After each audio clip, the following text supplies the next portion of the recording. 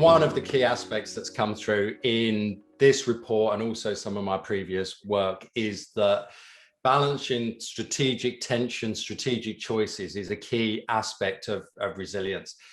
And what we mean by that is that every organization has some key choices to make when it looks at what it's trying to achieve and the outcomes it's trying to deliver and how it tries to deliver that. And we can think about that in two key ways. We can think about what's the mindset the organization has.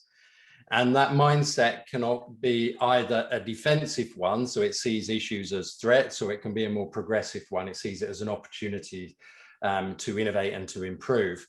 But also in terms of the design of the organization, are we designing for more consistency or are we designing for more flexibility?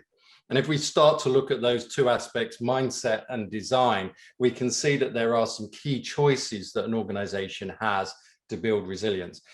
And there are really four key strategies.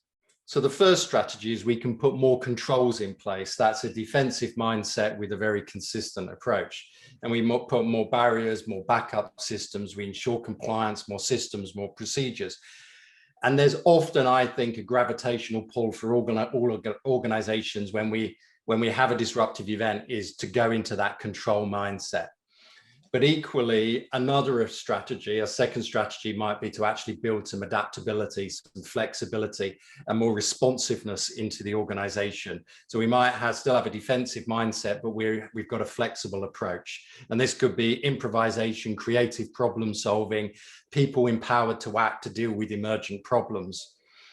A third strategy would be one where we've got this progressive mindset and a very consistent approach. So we're actually working same markets, same technologies, same service, but we just get better and better at doing it. So our strategy here is just to improve on what we're already doing and to drive some efficiencies in order to do that and optimize what we are doing. And then the fourth strategy would be the flexible one that is also progressive, which would be sometimes our full strategy is that we have to completely re-innovate and we have to think about how we do our business in a completely different way.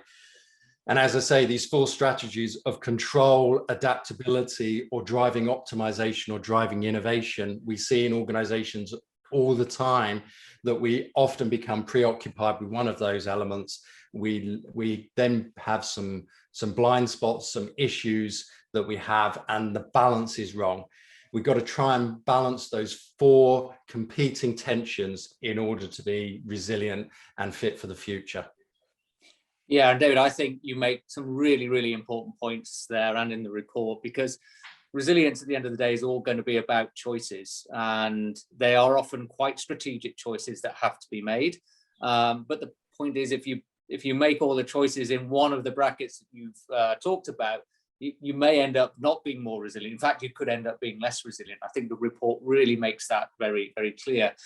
And if I'm going to stick with the water theme that I've used in previous sessions. But if I think again about water, but this time if I think about flooding, for example, you could think about, well, a defensive control which is consistent would be to erect sort of permanent barriers. Equally, you could think about a defensive approach, which is more flexible, is to have barriers that you can sort of deploy where needed, when needed. So they, transportable barriers, you put them up. And we see both of those defensive type of mechanisms in place today to control flooding. But on a progressive side, we can think about, well, how do we better maintain our riverbeds so there's a more consistent flow? So dredging of riverbeds, so there's a consistent flow. That could be seen as a progressive approach to trying to reduce flooding.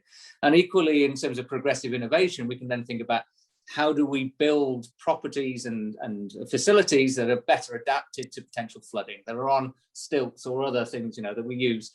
So using innovation to create flood defense property or buildings.